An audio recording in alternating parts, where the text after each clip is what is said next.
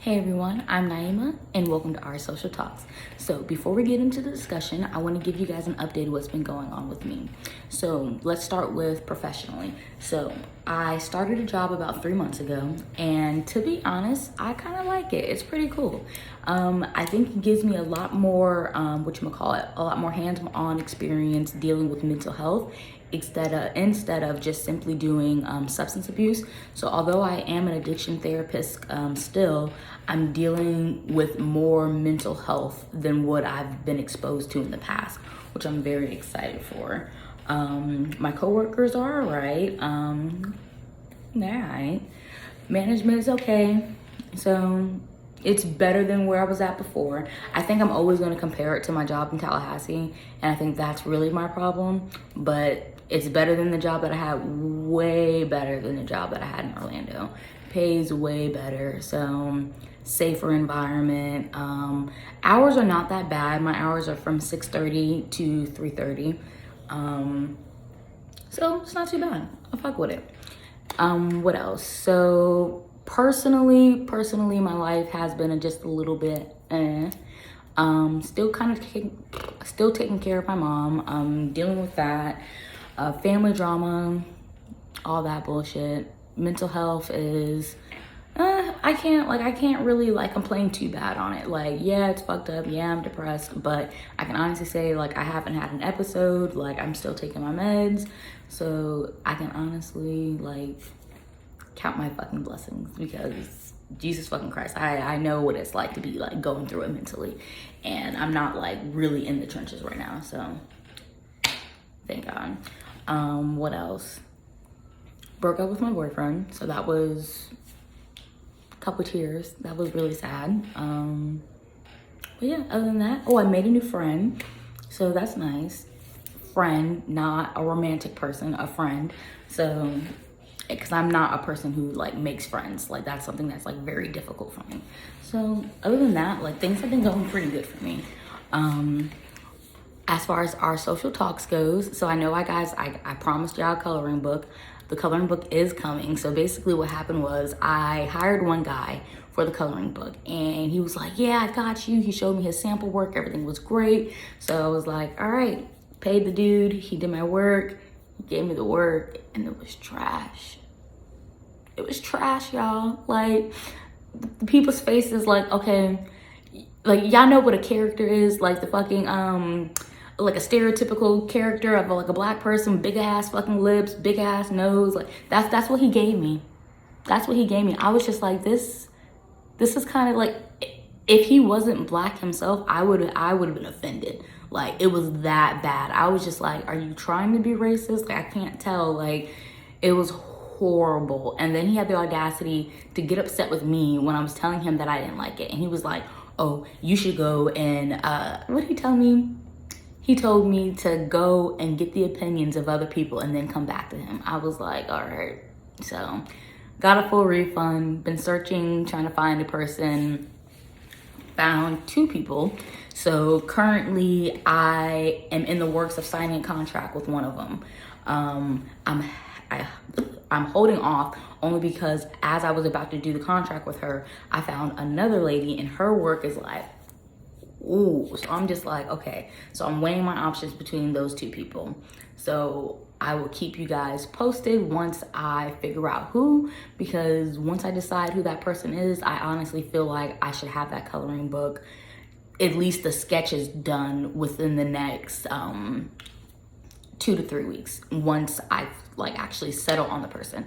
And then after that, it's really just me staying diligent with trying to make sure I get all my ducks in a row, what is it, the IBSN number, and copyrights, all that great stuff. So once I do that, y'all are gonna be out here coloring. I'm gonna be out here coloring. Everyone's gonna be coloring. So moving forward, so the topic that I was gonna be talking about was I was really just going to give an overview of what it's like just to be a therapist, just to be a social worker. But today I actually came across an even better topic. So I was at work today, and I was triggered like a motherfucker, like just beyond fucking triggered. And normally it's been a while. Like it wasn't, it's like bachelor's, like when I was like in my bachelor's fucking working as a fucking therapy tech, like that's a while. It's been a very long time since I've been triggered that bad. And so basically what happened was one of my patients had a death in their family, and it happened to be their mother. I'm taking care of my mom, she's sick. Like when I tell you that shit just like just fucking destroyed me. I was like, oh my gosh, I cannot. Like, how do I fucking be a therapist? How do I be a social worker when my own drama is interfering with my ability to be an effective therapist? And so that's basically what I'm going to be talking about today, is how to be a proper therapist, or how to continue managing your therapy, your patients, while still dealing with your own emotions. And I feel like that is hard, and that is something that they don't fucking tell you at all. They don't teach you this in school. Like, people will tell you like bits and pieces, self-care, self-care, self-care. Yeah, okay, self-care. What the fuck does that mean? Okay, I'm gonna fucking tell you. So, how I deal with my emotions. So I'm gonna tell you what I did right there. So basically, in that moment, me realizing that, okay, I'm freaking out. I have something going on inside, right? That's the biggest thing. And I can't tell you how to figure that part out. How to be able to identify when you're being triggered, because not everybody's able to recognize that in that moment. But for me, the way I was able to recognize it was, one, immediately I thought back to my mom. Two, physically, I'm sweating, I'm shaking, like my hands get all sweaty. Like that's how I know physically. And so once I was able to identify that what was going on, I was like, okay, normally what I would have done in the past was just push through. Okay, Naima, this is not about you. You got to deal with your patient. No, that's not how you do things. So my first thought was call someone. So I told my office mate what was going on, and I actually was a little hard-headed. He was like, do you want me to come with you? I was like, no, I got this, I'm good. But literally 2 seconds later, I was like, I actually do not have this. So yeah, I lied for a second there. For a second, I really thought I could deal with it, but I knew I couldn't. So I got back and I got some help, and I was like, hey, I need help. But before I even went down there, or before I even was like, hey, I need help, I was like, hey, before we even do this to my coworker, we gotta process my own fucking feelings. And don't be afraid to do that. I mean, don't get me wrong, your coworker is your coworker, they're not your therapist, and you may not always feel comfortable talking to them, but at the end of the day, you have to do what you have to do in that moment. And I speak for myself. I wasn't necessarily comfortable with talking with them, but at the end of the day, I had to do what I had to do to make sure that I was in the right mind to serve my patient. And so I basically kind of processed what I was feeling in the moment. And it wasn't no therapy session. I was just like, hey, you know, this situation very much triggered me. I am dealing with a very similar circumstance, and I'm not really sure how to reel in my own emotions. And so we just did a couple of deep breathing exercises, and we were just like, all right, just take a couple minutes. Take a couple minutes. I let myself cry. I was like, all right, I got this. And so proceeded, did everything I had to do. So talked with my patient, made sure they were able to contact their loved ones, made sure everything was fine, and I proceeded on with the rest of my day. So the question is, how do we deal with that? And I go back to the whole self-care. What is self-care? So for me, what I have to do, and what I think everybody has to do, is get it out. Whether you have to, and I always say therapy, fucking therapy, because therapy is self-care. Number one, therapy is self-care.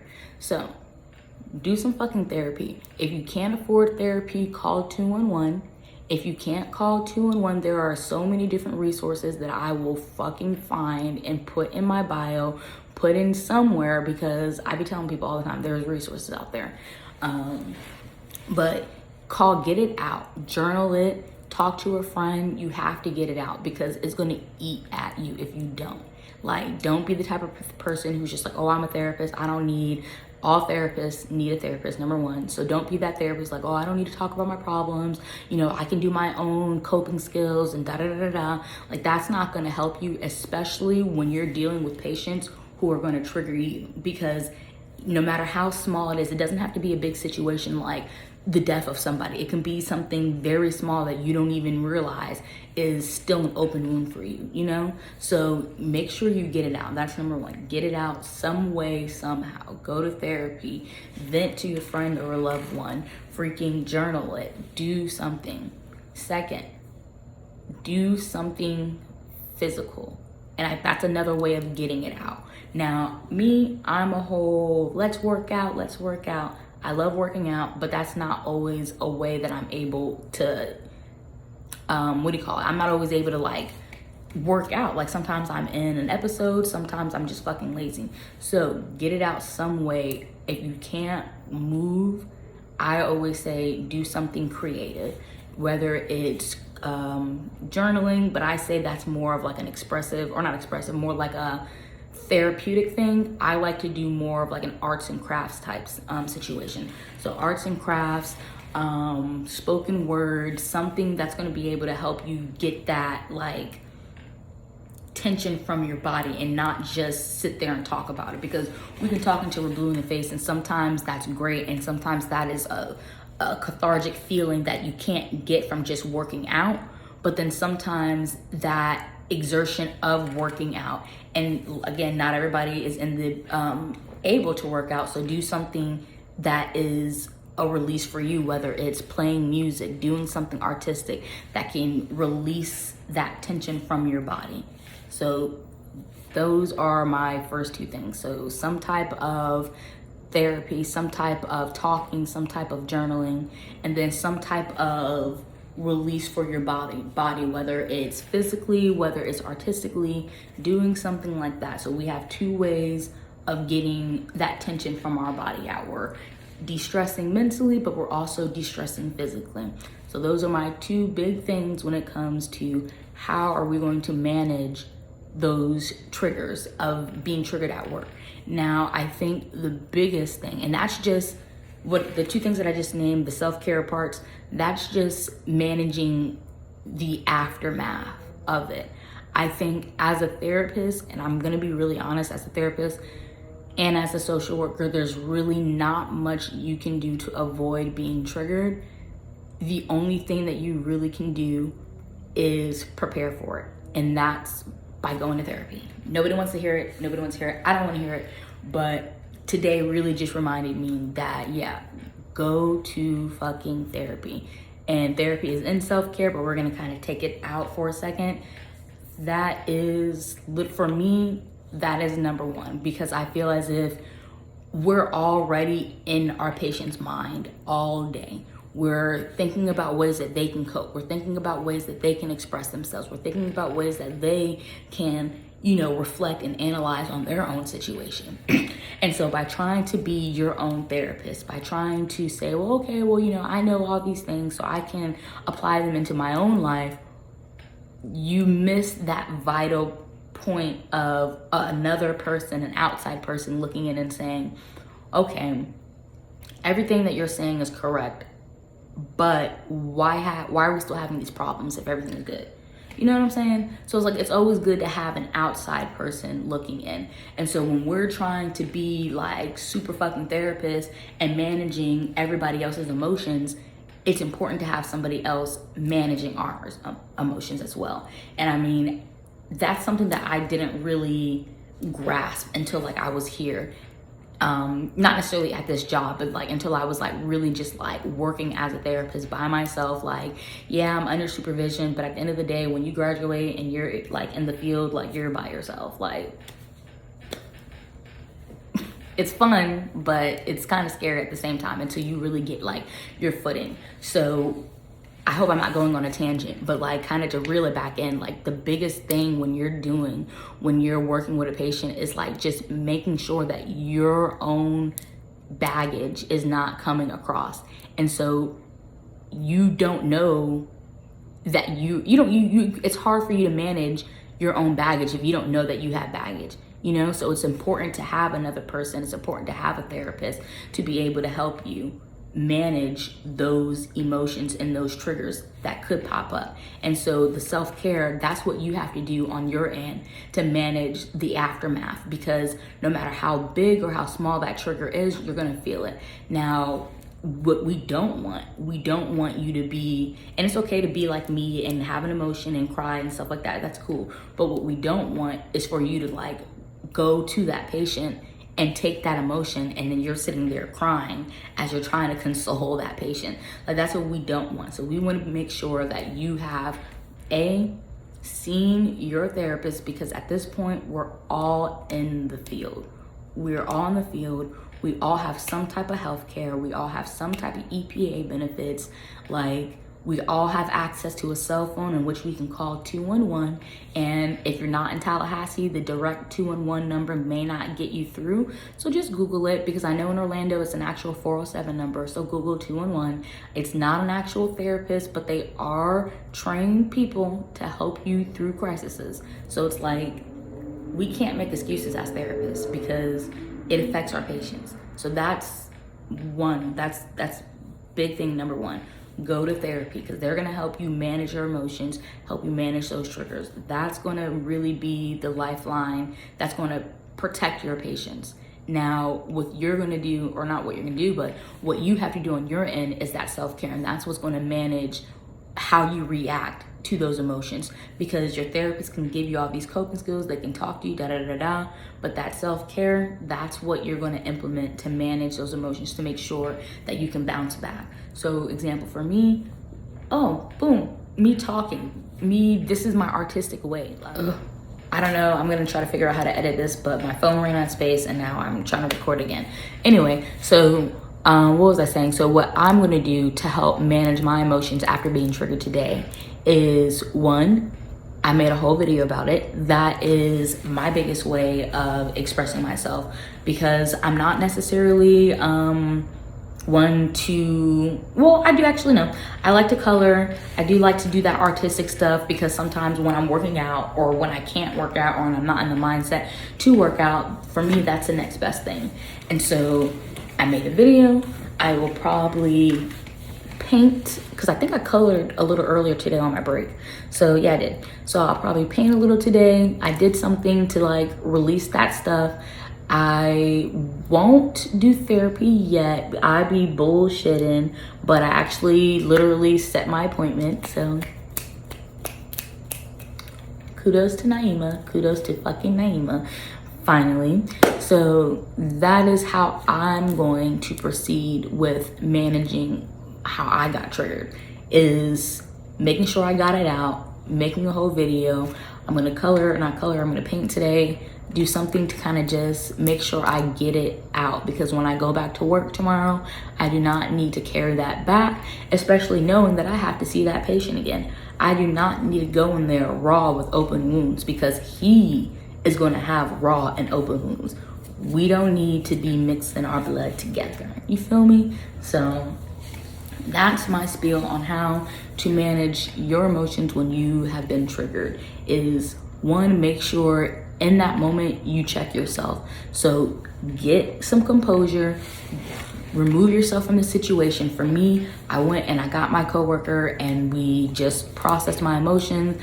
I let him know, like, hey, this is just very triggering for me. Like, I have to process my emotions in that moment, because by pushing it down and trying to just push through and go talk to that patient, I can really harm that patient and do more harm than good. So that was the biggest thing that we have to do in that moment, is address your feelings.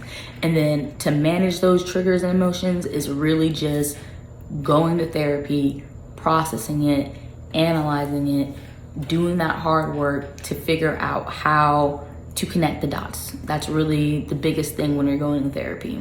And then getting those tools, those coping skills, to turn them into self-care that you can do on a daily basis, which is, for me, making these videos, which I haven't been doing in a while, but I'm here now, coloring, and just trying to do something to get all of that tension out.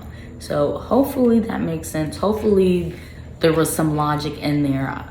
all I know is this is exactly what I have to do to be a better therapist and to be a better social worker. So I hope you guys have a great day, and I will see you next time.